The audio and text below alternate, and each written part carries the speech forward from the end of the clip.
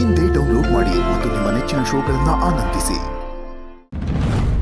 ನೋಡಿ ಜಯಂತ್, ನಾನು ನಿಮಗೆ ಕೊಡ್ತಿರೋದು ಕೇವಲ ಮಾತ್ರೆನೇ ಹೊರತು ಟ್ರೀಟ್ಮೆಂಟ್ ಅಲ್ಲ.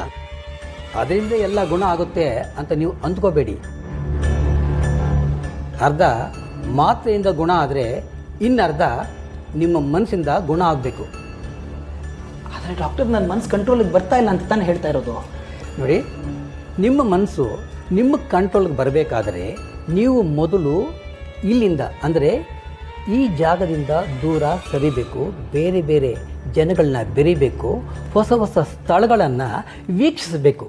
ಇದು ಯಾವುದು ಆಗದೆ ನನಗೆ ಕಂಟ್ರೋಲ್ಗೆ ಬರ್ತಾ ಇಲ್ಲ ಮನಸ್ಸು ಅಂತಂದರೆ ಹೇಗೆ? ಡಾಕ್ಟ್ರೇ, ನನ್ನವರು ಅಂತ ಇದ್ದವರು ಬೈ ಜಾನ್ಯವರು ಅಷ್ಟೇ. ನಾನು ಎಲ್ಲರನ್ನೂ ಹೇಳ್ಕೊತಿದ್ದಿದ್ದು ಅವ್ರ ಹತ್ರನೇ. ಈಗ ನೀವು ಏಕಾಏಕಿ ಇನ್ಯಾರನ್ನಾರು ಭೇಟಿ ಮಾಡಿ ಮಿಂಗಲ್ಲಾಗಿ ಅಂತ ಹೇಳಿದ್ರೆ ಎಲ್ಲಿಗೆ ಹೋಗಲಿ ಹುಡ್ಕೊಂಡವ್ರನ್ನ? ನೀವೇ ಹೀಗೆ ಹೇಳಿದ್ರೆ ಹೇಗೆ ಜಯಂತ್?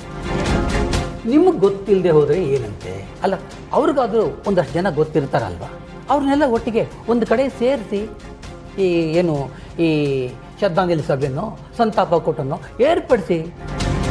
ಆವಾಗ ಅವರೆಲ್ಲರೂ ಬರ್ತಾರೆ, ಅವ್ರನ್ನ ಪರಿಚಯ ಮಾಡ್ಕೊಳ್ಳಿ, ಅವ್ರ ಜೊತೆ ಮಾತಾಡಿ ಭಾವನೆಗಳನ್ನ ಹಂಚ್ಕೊಳ್ಳಿ.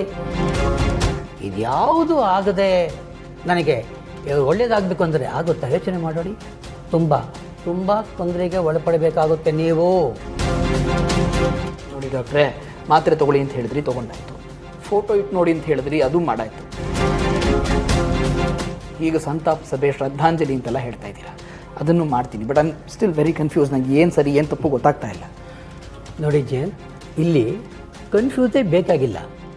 ಈಗಾಗಲೇ ನಾನು ಹೇಳ್ದಾಗೆ ಒಂದು ಸಂತಾಪ ಕೂಟನೋ ಈ ಒಂದು ಸಭೆನೋ ಸೇರಿಸಿ.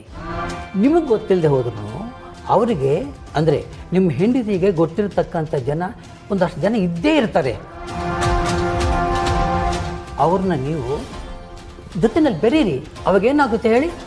ಓ, ಇವರು ನನ್ನ ಹೆಂಡತಿ ನನ್ನಿಂದ ದೂರ ಆಗಿದ್ದಾರೆ ಅಂತಕ್ಕಂಥ ಅರಿವು ಮೂಡೋದಕ್ಕೆ ಶುರುವಾಗುತ್ತೆ. ಈ ದ್ವಂದ್ವದಲ್ಲಿ ಒದ್ದೋಡೋದಕ್ಕಿಂತ ಅವ್ರ ಜೊತೆ ಬೆರೆಯೋದು ಮೇಲೂ ಅನ್ಸಲ್ವಾ ನಿಮಗೆ?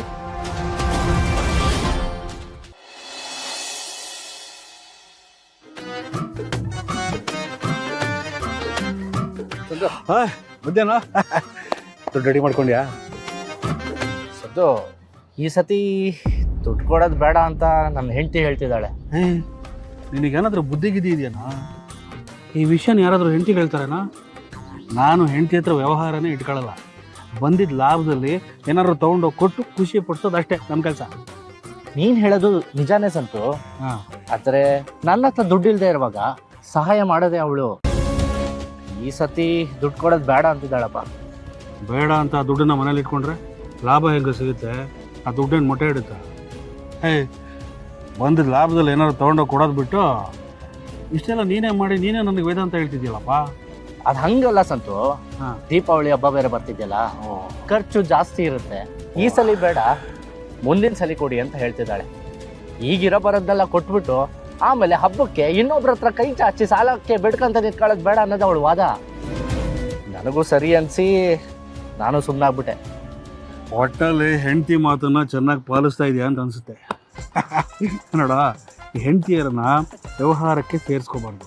ಹೊಟ್ಟೆ ಹೋಗಿ ತಿಂಡಿ ಮಾಡು, ಮಕ್ಕಳು ನೋಡ್ಕೊ, ಇಷ್ಟಕ್ಕೆ ಇಟ್ಟಿರ್ಬೇಕಣ. ಅದು ಬಿಟ್ಟು ವ್ಯವಹಾರದಲ್ಲಿ ಬಿಟ್ಕೊಂಡ್ರೆ ಯಾವನೂ ಉದ್ಧಾರ ಆಗಲ್ಲ. ಈ ಚಾಣಕ್ಯ ಏನು ಹೇಳಿದಂಗೆ ಗೊತ್ತಾ? ಇರಲಿ ಬಿಡು ಸಂತು, ಈ ಬೇರೆಯವ್ರು ಏನು ಹೇಳಿದಾರಲ್ಲ ನಂಗೆ ಬೇಡ. ಬಟ್ ನಾನು ಹೇಳ್ತಿರೋದು ನಂಗೆ ತುಂಬ ಚೆನ್ನಾಗಿ ಗೊತ್ತಾಗ್ತಿದೆ. ಸರಿ, ನೀವಿಬ್ಬರು ವ್ಯವಹಾರ ಮುಗಿಸ್ಕೊಳ್ಳಿ, ನಾನೇನು ಹೊರಡ್ತೀನಿ. ಸರಿನಪ್ಪ, ಆಯಿತು, ಹೋಗ್ಬಾ.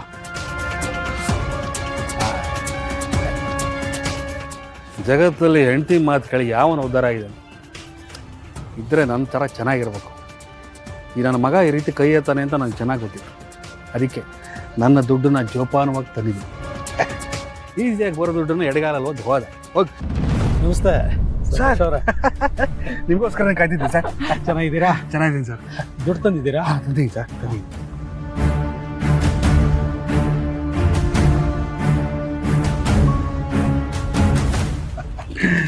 ಸರ್ 15 ಲಕ್ಷ ಇದೆ ಸರ್. ಆ ಸುಂದರ ಕೈ ಎತ್ಬಿಟ್ಟ, ಬರಲಿಲ್ಲ. ಇದು ನಂದೇ ದುಡ್ಡು ಸರ್, ಹುಷಾರು. ನೀವು ಅದನ್ನು ನಮಗೆ ಹೇಳ್ಕೊಡ್ಬೇಕಾ? ನೀವು ಹೇಳದೇ ಇದ್ರು ನಾವು ಇದರಲ್ಲಂತೂ ಭಾಳ ಹುಷಾರು.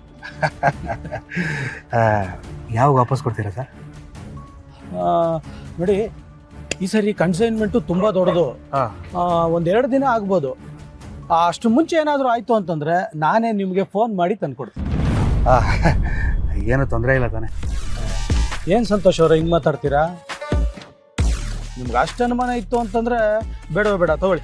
ಇಲ್ಲ ಸರ್, ಎಲ್ಲಾದರೂ ಬೇರೆ ಅಡ್ಜಸ್ಟ್ ಮಾಡ್ಕೊ ಸರ್. ಇಲ್ಲ ತಗೊಳ್ಳಿ. ಸುಮ್ಮನೆ ಸ್ವಲ್ಪ ಟೆನ್ಷನ್ ಆಗ್ತಿತ್ತು, ಅದಕ್ಕೆ ಕೇಳಿದೆ. ಏನು ತೊಂದರೆ ಇಲ್ಲ ಸರ್, ನೀವು ತೊಗೊಂಡೋಗಿ ಸರ್. ನೋಡಿ, ಗೂಡ್ಸ್ ಆ್ಯಕ್ಷನ್ ಯಾವಾಗ ಶುರು ಆಗುತ್ತೆ ಅಂತ ಇವತ್ತು ಮಧ್ಯಾಹ್ನ ನನಗೆ ಗೊತ್ತಾಗುತ್ತೆ. ನಾನು ಯಾವುದಕ್ಕೂ ನಿಮಗೆ ಫೋನ್ ಮಾಡ್ತೀನಿ. ಆಯ್ತು ಸರ್, ಸರಿನಾ? ಆಯ್ತು, ಫೋನ್ ಮಾಡಿ ಸರ್, ಕಾಯ್ತಾ ಇರ್ತೀನಿ. ಬರ್ತೀನಿ.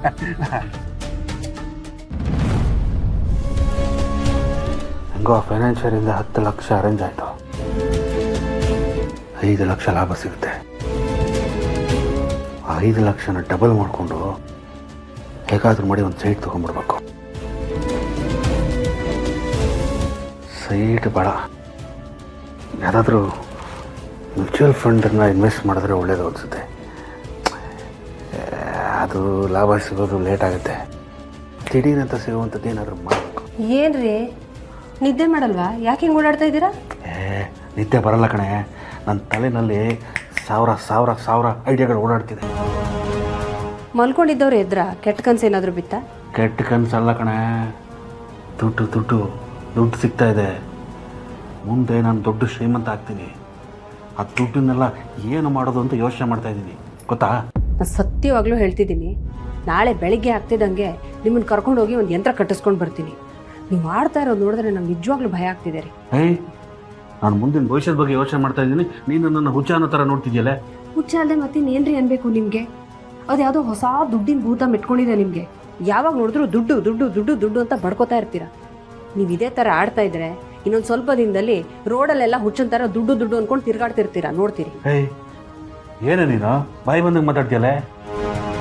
ನೋಡೆ, ಪ್ರಪಂಚದ ಜೀನಿಯಸ್ಗಳೆಲ್ಲ ಹುಚ್ಚರ ಥರನೇ ಕಾಣಿಸೋದು. ನಾನೆಷ್ಟು ಜೀನಿಯಸ್ ಅಂತ ನಿನಗೆ ಅರ್ಥ ಆಗ್ತಿಲ್ಲ. ಸ್ವಲ್ಪ ದಿನ ನೋಡ್ತೀರೆ ನಾನು ಯಾರು ಏನು ಅಂತ ನಿನಗೆ ಗೊತ್ತಾಗುತ್ತೆ. ರೀ, ಏನಾದರೂ ಬ್ಯಾಂಕಿಂಗ್ ದರೋಡೆ ಮಾಡಬೇಕು ಅಂದ್ಕೊಂಡಿದ್ದೀರಾ? ಹಾಗೆಲ್ಲ ಮಾಡಬೇಡ್ರಿ. ಏನ ನೀನು ನನ್ನನ್ನು ಕಳ್ಳನ ಥರ ನೋಡ್ತಿದ್ಯಲ್ಲ? ಬುದ್ಧಿವಂತಿಕೆಯಿಂದ ತಲೆ ಉಪಯೋಗಿಸಿ ನಾನು ದುಡ್ಡು ಮಾಡ್ತೀನಿ, ನೋಡ್ತಾ ಇರೋ.